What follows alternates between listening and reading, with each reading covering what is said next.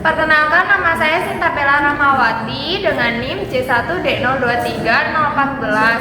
Di sini saya mengambil materi tentang cerita fabel untuk kelas 7. Tujuan pembelajarannya yaitu yang pertama ada mengidentifikasi informasi, unsur, dan struktur teks fabel yang didengar dan dibaca. Terus yang kedua ada menceritakan kembali isi teks fabel yang didengar dan dibaca secara lisan atau ditulis. Assalamualaikum warahmatullahi wabarakatuh. Waalaikumsalam warahmatullahi wabarakatuh. Selamat pagi semuanya. Selamat pagi. Baik, kelas kayaknya kurang semangat nih. Coba nanti saat ibu bilang mana semangatmu, terus kalian semua pada jawab ini semangatku gitu ya. Iya. Baik. Coba mana semangatmu? Ini semangatku. Asik.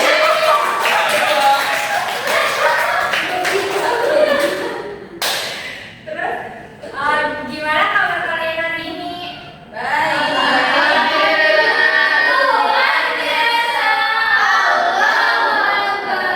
Wah, keadaan kalian sehat semua ya? Alhamdulillah.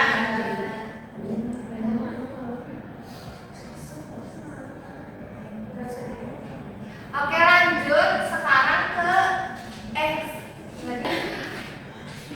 Oke, sekarang sebelum memulai pembelajaran hari ini, alangkah baiknya kita berdoa terlebih dahulu. Berdoa dimulai. Berdoa selesai. Amin ya Allah. Baik, untuk kita memulai materi hari ini yaitu tentang cerita fabel. Ada yang tahu cerita fabel itu apa? Tahu. Tentang hewan. Oh iya betul, tentang hewan.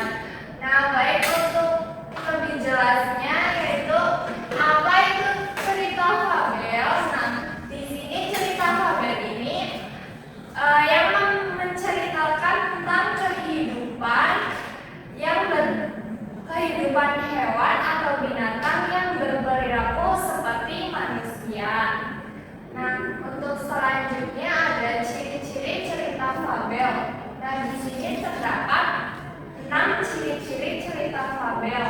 Yang pertama ada tokohnya yang pasti jelas binatang. Yang kedua ada watak tokohnya yang digambarkan, ada yang baik, ada yang buruk, atau antagonis dan protagonis. Terus yang ketiga ada tokoh untuk para binatang bisa berbicara seperti manusia. Yang keempat ada rangkaian cerita yang menunjukkan sebab atau akibat. Yang kelima ada menggunakan suasana alam atau latar alam yang contohnya itu seperti hutan, kolam, sungai, pegunungan, dan lain-lain. Yang keenam ada ciri bahasa. Nah, di sini biasanya menggunakan bahasa naratif dan biasanya menggunakan kalimat naratif dan kalimat langsung. Untuk kalimat langsungnya itu bisa berupa dialog ataupun menggunakan bahasa sehari-hari yang digunakan dalam percakapan. Selanjutnya ada struktur cerita fabel. Di sini terdiri dari 4 struktur cerita fabel. Yang pertama ada orientasi. Nah, untuk orientasi ini biasanya terdapat pada awal cerita. Orientasi di sini adalah kalimat yang terdapat pada awal cerita yang fungsinya untuk pengenalan waktu, tempat, karakter, atau tokoh. Yang kedua ada komunikasi. Komunikasi ini adalah bagian di mana yang sering muncul masalah atau konflik di dalam cerita tersebut. Yang ketiga ada resolusi. Resolusi ini adalah bagian penyelesaian masalah atau pemecahan masalah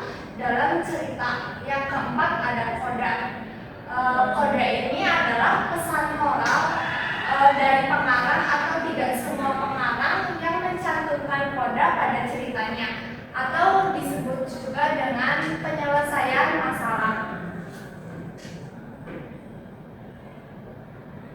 Selanjutnya ada unsur-unsur cerita fabel. Di sini terdapat 7 unsur-unsur cerita fabel. Yang pertama jelas ada tema. Jadi tema di sini adalah gagasan utama atau gagasan yang disampaikan di dalam cerita. Yang kedua ada tokoh. Di sini adalah tokoh adalah berperan dalam cerita atau suatu cerita yang digambarkan seperti apa karakter atau apa watak yang berada dalam tokoh tersebut. Yang ketiga ada alur atau plot. Alur di sini adalah proses berjalannya cerita. Nah, di sini terdapat 3 alur, yaitu alur maju, alur mundur, dan alur campuran. Untuk alur maju di sini adalah cerita yang urutannya peristiwa dari awal hingga akhir atau peristiwa yang menceritakan masa yang akan datang. Alur mundur yaitu alur yang disampaikan oleh ke belakang atau menceritakan akhir cerita terlebih dahulu kemudian berjalan mundur hingga ke awal cerita. Atau alur mundur juga bisa disebut yang menceritakan masa lampau atau masa lalu. Selanjutnya ada alur campuran. Alur yang disampaikan secara loncat-loncat atau masa lalu dan masa kini. Selanjutnya yang keempat ada latar. Latar di sini latar itu keterangan tempat, waktu, dan suasana. Jadi untuk suasana itu bisa dilakukan dalam sebuah karya sastra, dan latar ini bisa berfungsi untuk menyampaikan informasi yang jelas tentang situasi yang berada di dalam sebuah cerita. Yang kelima ada watak. Nah, di sini di setiap tokoh pastinya mempunyai watak yang berbeda-beda. Dengan watak ada yang baik dan ada yang buruk, atau ada yang antagonis dan protagonis. Yang keenam ada amanat. Amanat di sini adalah pesan moral yang bertujuan untuk pembaca agar bisa melalui atau bisa belajar melalui cerita. Yang ketujuh ada sudut pandang. Nah, sudut pandang di sini adalah cara yang digunakan untuk pengarang dalam bercerita. Nah, di sini juga terdapat 2 sudut pandang, yaitu sudut pandang orang pertama dan sudut pandang orang ketiga. Untuk sudut pandang orang pertama ini, yaitu pengarang seolah-olah ada di dalam cerita yang ditulis. Biasanya itu digunakan dengan kata aku atau kata saya. Nah, untuk selanjutnya sudut pandang orang ketiga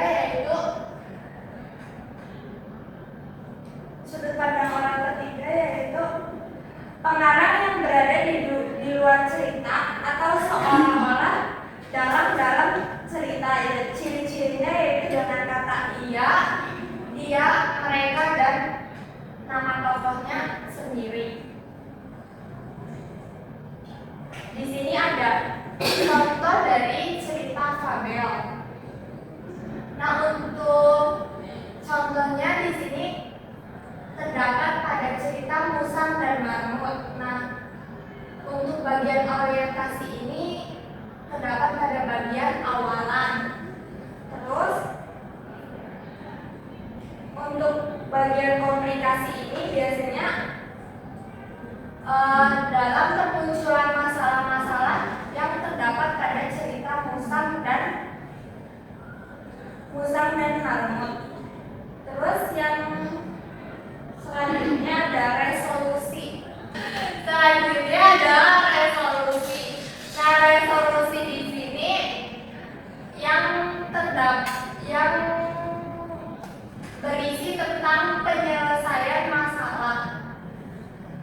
Pada cerita Marmut dan Musang, untuk kode di sini kesan moral yang ada dalam cerita Marmut dan Musang. Oke, materinya selesai. Selanjutnya ada tugas berkelompok, yaitu 2 sampai 3 orang. Nah, untuk perkelompoknya bisa dua-dua aja ya. Iya. Iya. Iya.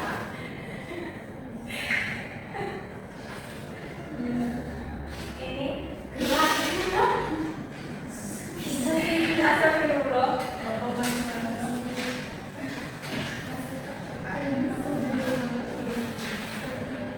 Nur, kamu sama ini ya.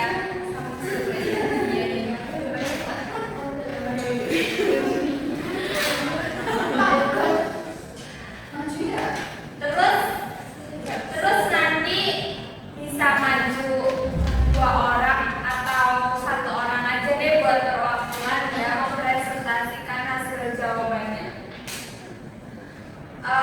Ibu kasih waktu 20 menit ya. Oke.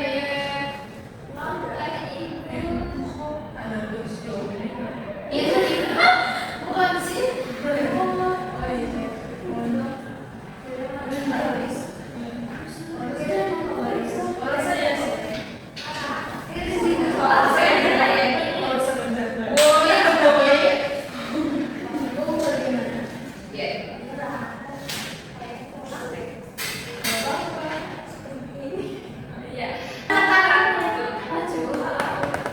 Coba sekarang untuk perwakilan satu kelompok bisa maju ke depan.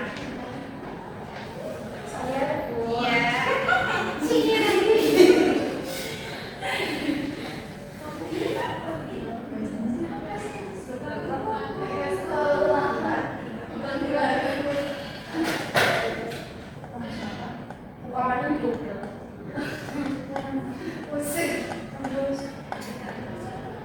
Untuk struktur cerita fabel di atas adalah 1. Orientasi, pengenalan tokoh dan latar. Ceritakan belalang senang bermain musik saat musim panas, sedangkan semut sibuk bekerja mempersiapkan musim dingin. Yang kedua adalah komunikasi, terjadi konflik ketika belalang mengajak semut bersenang-senang, tetapi semut menolak karena harus bekerja. Selanjutnya resolusi, musim panas berakhir lebih cepat, belalang kesulitan karena tidak punya persiapan, lalu meminta bantuan kepada semut. Yang terakhir coba, belalang menyesal karena tidak mengikuti nasihat semut untuk bekerja keras.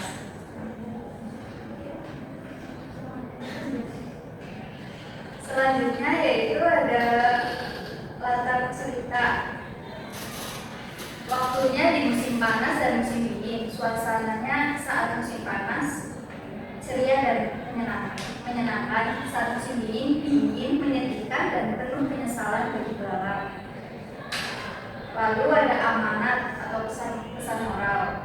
Kita harus bekerja keras dan mempersiapkan masa depan selagi masih ada waktu dan kesempatan. Jangan terlena dengan kesenangan sesaat, karena akan menyesal di kemudian hari jika tidak siap menghadapi kesulitan. Oke, tepuk tangannya mana nih? Oke, mungkin tugas hari ini udah bisa diwakilkan dan udah mengetahui jawabannya gimana dari jawaban Mila. Nah, untuk